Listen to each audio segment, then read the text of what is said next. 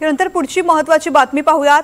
मुलांना ओलीस ठेवणाऱ्या रोहित आर्याचा एन्काउंटर करण्यात आला। रोहित आर्यानं गोळी झाडल्यानंतर पोलिसांनी त्याला प्रत्युत्तर दिलं, त्यात तो गंभीर जखमी झाला आणि उपचारादरम्यान त्याचा मृत्यू झाला। पवईत जवळपास 2 तास एक ओलीस नाट्य पाहायला मिळालं। रोहित आर्या या व्यक्तीनं 17 मुलांसह एक ज्येष्ठ नागरिक आणि आणखीन एकाला ओलीस ठेवलेलं होतं। गेल्या 5 दिवसांपासून या भागात शूटिंगचं ऑडिशन सुरू होतं। या सर्व मुलांना ओलीस ठेवून आरोपीनं व्हिडिओद्वारे माहिती दिली। दुपारी 1:15 वाजता पोलिसांना ओलीस ठेवण्याचा फोन आला होता आणि त्यानंतर पवई पोलीस आणि एनएचजी कमांडोंनी मुलांची सुखरूप सुटका केली। मात्र त्यावेळी पोलीस आणि रोहित आर्यामध्ये चकमक झाली। त्या दरम्यान रोहित आर्याच्या छातीमध्ये गोळी लागली। जखमी झालेल्या रोहितचा उपचारादरम्यान मृत्यू झालाय। आरोपी रोहित आर्याकडून एक एअर गन आणि काही केमिकल्स देखील जप्त करण्यात आले। दरम्यान या प्रकरणी गुन्हे शाखेचा तपास सुरू झालेला आहे। गुन्हे शाखा या प्रकरणी पुढील तपास करणार आहे।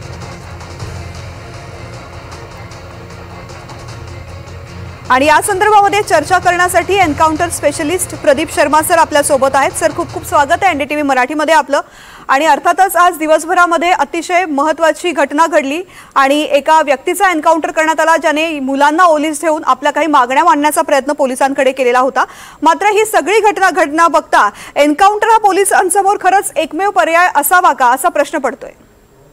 पोलीस सेक्शन 100 मध्ये पोलिसांना स्वसंरक्षणार्थ किंवा त्यांचे कलिग्सवर फायरिंग वगैरे झालं असेल त्याच्यासाठी अधिकार दिलेला आहे कायद्याने।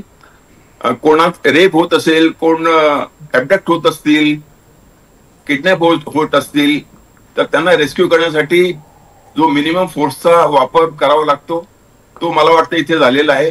आणि त्याच्यात समजा जो असेलेंट आहे त्याचं डेथ झालं तरी that is justifiable as per law. Sir, ही एक जनरल म्हणजे ज्या पद्धतीनं ही घटना घडते त्यावेळेस पोलिसांनी कसा डिसिजन घ्यावा यासाठी काही ठरलेल्या गोष्टी असतील, मात्र नेमक्या कुठल्या क्षणी एन्काउंटर करण्याचा निर्णय घेतला जाऊ शकतो त्यासाठी काही ठराविक परिस्थिती असावी लागते का? एन्काउंटर हा काय ठरवून केलेला जात नसतो, परिस्थिती असते त्यानुसार ऑफिसरला ते हाताळावं लागतं। आता इथे लहान लहान मुलं होती, 16-17 मुलं होती, त्यांचा जीव धोक्यात होता, समोरच्याकडे गन होती।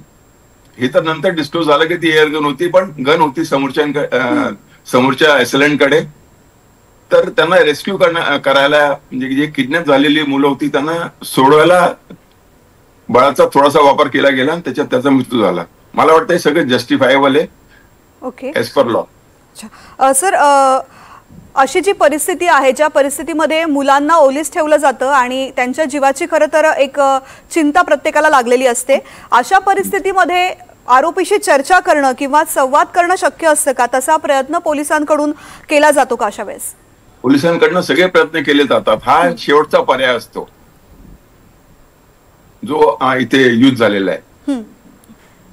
त्याला त्याच्याकडनं त्याच्याशी बोलणं झालं असेल किंवा नसेल झालं ते काय डिटेल्स मला माहित नाहीये, पण हा शेवटचा पर्याय म्हणून पोलिसांनी बळाचा थोडासा वापर केलेला आहे, मिनिमम फोर्सचा यूज केलेला आहे। आणि लहान मुलांचा जीवाचा प्रश्न होता आणि बरीच मुलं होती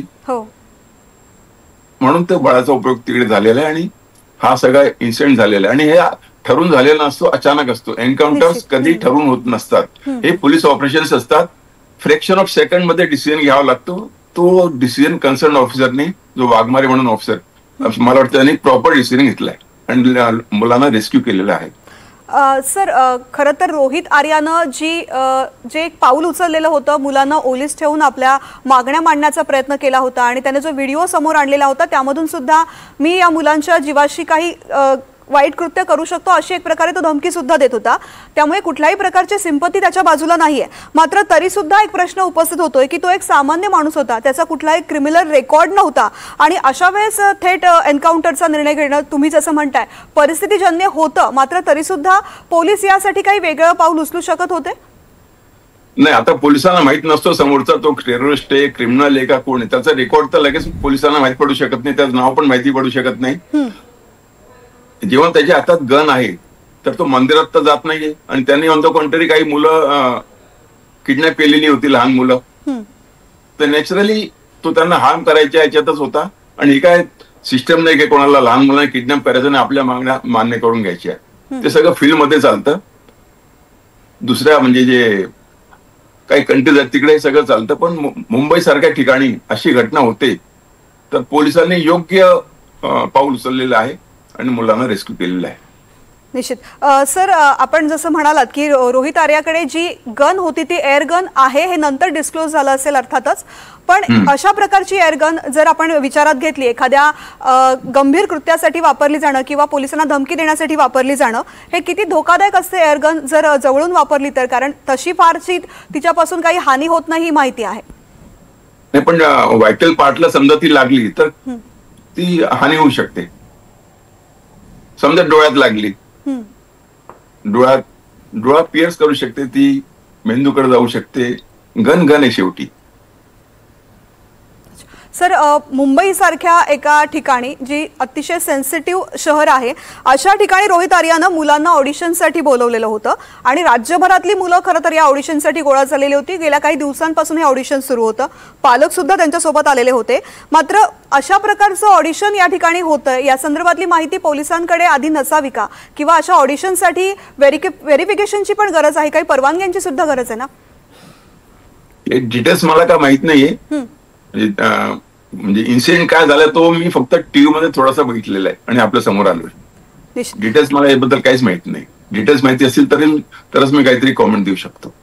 सर, पण एक प्रकारे ज्या पद्धतीनं तुम्ही आता अनेक वर्ष एन्काउंटर स्पेशलिस्ट तुम्ही राहिलेले आहात, अनेक केसेस हाताळलेले आहात, तुमच्या एकूण अनुभवाकडून तुम्ही हे सांगू शकाल का, या गोष्टीवर प्रकाश टाकू शकाल का की अशा प्रकारे त्याने आपल्या मागण्या मांडण्यासाठी एवढं मोठं एक प्लॅनिंग तयार केलेलं होतं आणि त्या माध्यमातून पोलिसांना वेठीस धरण्याचा किंवा लोकांना वेठीस धरण्याचा प्रयत्न केलेला होता. या सगळ्याच्या मागे एखाद्या आरोपीची, एखाद्या व्यक्तीची मानसिकता काय नेमकी असते? मानसिकता म्हणजे त्याला म्हणजे कायद्याची पर्वा नसते. कायदा अजिबात मानत नाही अशी मानसिकता त्याची असते. मी सांगतो तेच खरं. आणि त्यासाठी त्यांनी त्या मुलांना पोलीस धरलं, त्यांना किडनॅप केलं, कन्फाईन केलं एका ठिकाणी आणि आपल्या मागण्या ठेवल्या. तर त्याची मानसिकता म्हणजे निश्चित क्रिमिनॅलिटीची मानसिकता त्याची असणार. नक्कीच नक्कीच. प्रदीप शर्मा सर, खूप खूप धन्यवाद. आपण एनडीटीव्ही मराठीशी संवाद साधलात, या संपूर्ण घटनेसंदर्भात तुमच्या अनुभवाच्या माध्यमातून प्रकाश टाकण्याचा प्रयत्न केलात यासाठी. तर एन्काउंटर दरम्यान या रोहित आर्याचा मृत्यू झालेला आहे. खरं तर त्याच्याकडे एअरगन होती आणि त्याने पोलिसांच्या दिशेनं फायर केली आणि त्यानंतर पोलिसांनी सुद्धा बचावात्मक पवित्रा घेत त्याच्या दिशेनं फायरिंग केली अशी प्राथमिक माहिती समोर येते. रोहित आर्याचा मृत्यू झालेला आहे, ज्याने 17 मुलांना ओलीस ठेवलेलं होतं. यासोबतच 2 जणांना सुद्धा त्याने ओलीस धरलेलं होतं आणि एका ऑडिशनसाठी याने या मुलांना या ठिकाणी मुंबईमध्ये जमवलेलं होतं एका स्टुडिओमध्ये आणि त्याच ठिकाणी आपल्या मागण्या मान्य करण्यासाठी अशा प्रकारे त्यांना वेठीस धरण्याचा प्रयत्न केलेला होता. त्यामुळेच पोलिसांनी या सगळ्या गोष्टींमध्ये रेस्क्यू ऑपरेशन राबवत स्वतःच्या बचावादरम्यान त्याचं एन्काउंटर झालेलं आहे.